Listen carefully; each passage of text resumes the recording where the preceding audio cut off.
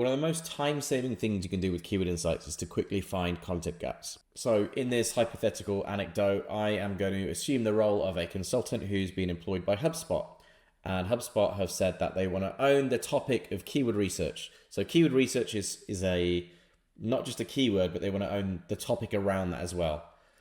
After all, Keyword Insights is a tool to help you become a topical authority, not just a keyword authority. So HubSpot have come and they want to own the topic of keyword research. Now, as a consultant, I wouldn't even know where to begin in terms of what content they already have. If I see how many articles they've got talking about keyword research, I mean, there's 10 results and at least 10 pages, but probably a lot more. There's at least 14. So there's maybe, and this is just the ones that have been indexed, there's maybe 140 odd guides just that have been indexed, but there's maybe a lot more.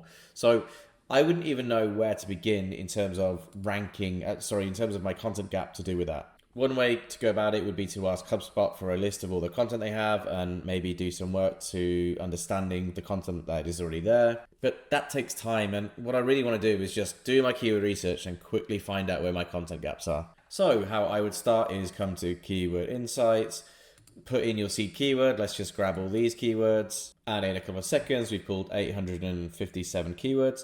Now we've got a whole video on our keyword discovery module, but I'd recommend watching that to understand the differences between the keywords that we pull and the keywords that other keyword tools pull.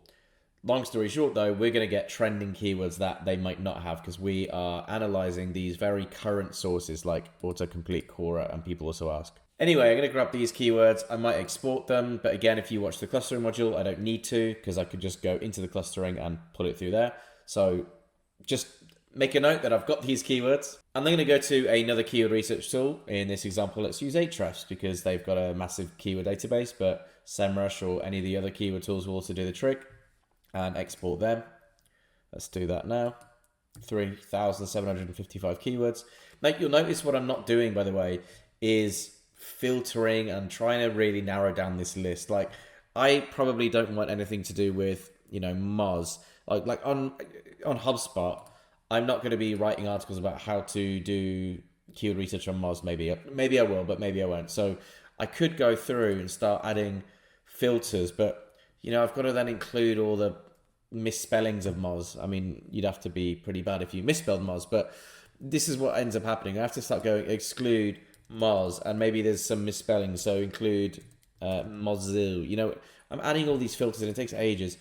I'm not doing that. I'm just going to export it as it was. So 3,700 and whatever many keywords it was, not that. Just get all of them.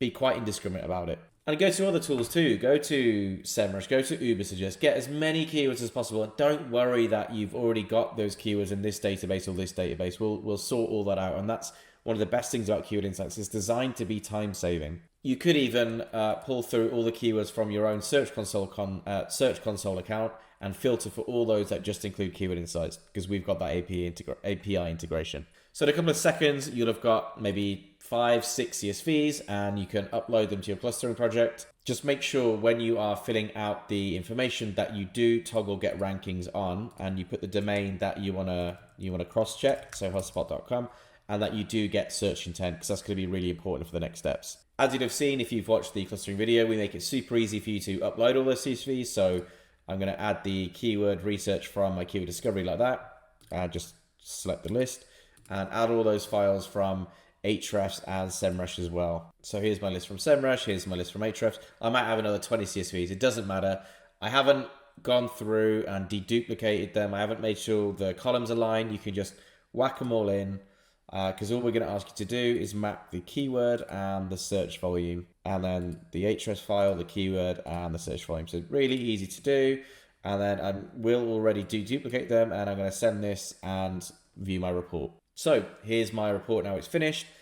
And we just want to find the content gap. So really easily, I'm going to say, look, show me all the informational clusters that I don't rank for. And because it's HubSpot with a domain authority, you can be pretty sure if they're not ranking in position 80, maybe even 70, is because they don't have a dedicated article talking about it. And there's my content gap. So we can see here, they've got advanced keyword research. Now they do have a guide how to do keyword research, but they could create a separate guide on specifically advanced keyword research because they don't rank very well for 81. So I might mark that as relevant and come back to doing this shortly.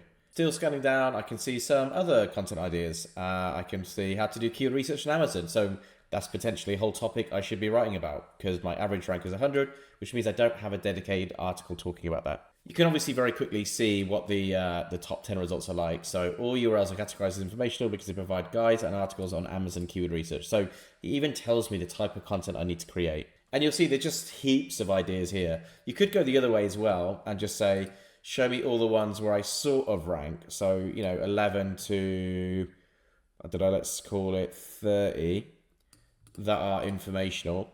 And these are all the content ideas that I do have content on, but that could just do with improving or updating. You can even add other filters in. So let's say you want to prioritize content that doesn't create the little AI box, this box here, because you want to prioritize content that lands people on your site.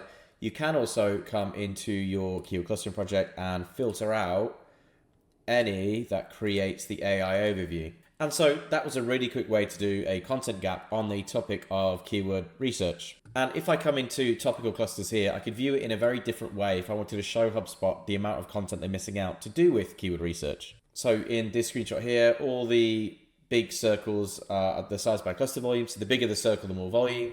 And the red of the circle means we probably don't have content for it. So you can see here, there's this whole big circle on Amazon keyword research. And if I zoom in, there's probably 6 or 7 guides just to do with Amazon keyword research that we can write about. So importance of keyword research in Amazon, Amazon niche site keyword research, a general overview guide on Amazon keyword research. So there's 5 or 6 guides just to do with that. And it's a very visual way of showing HubSpot, look, all these red circles are topics to do with keyword research or subtopics within the topic of keyword research that we don't rank for. You can also head to the competitor visibility tab and again, show them how they're benchmarking. So for HubSpot, we're actually 3rd. We're being beaten by Zapier and WordStream, interestingly. Even more interestingly, SEMrush and Ahrefs, who presumably would want to be ranking in the top spots for all the topics to do with keyword research, are behind HubSpot.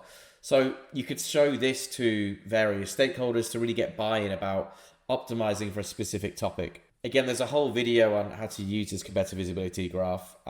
We use it in pitches to say like, hey, HubSpot, we're doing, or let's say this was Ahrefs. Hey, Ahrefs, we are actually not got as much visibility on the topic of keyword research as HubSpot are. So we really need to get a rocket up our arse and do something about it. You could also view it obviously as a graph, and this looks really good in pitch decks. Or we use this as some sort of KPI, like, look, we need to get at least 24% page 1 visibility for the topic of keyword research by December. Just gives you something to go for. You'll have noticed in this example, I've been very specific with my topic. In this case, it was just to do with keyword research. You can go broader. Maybe I just did everything to do with SEO. The problem when you do that is the clustering gets so big that the diagrams in like competitor visibility or topic clusters start to maybe cross amongst too many competitors. So I find that I like doing a folder for each client and then each topic within that client. So for trip suitcases, I might have just their transactional keywords and then all of their keywords. And then I'm going to have another one for traveling keywords, another one for suitcase buying guide keywords, and I'll start to try and break it up into these topics, and it really makes finding the content gap around a specific topic a lot easier. And there you have it, a content gap analysis done really quickly. I think the key points I want to make across is that just don't worry about the keyword research part. Just grab as many as possible and plug them in and cluster them all. A lot of people ask us, are they not wasting credits by clustering keywords that they didn't actually want? Maybe all the ones to do with Amazon, they didn't actually want it. But I often found it took longer for me to try and filter all of them out than just to cluster them at $0.0004 or whatever it costs to cluster a keyword.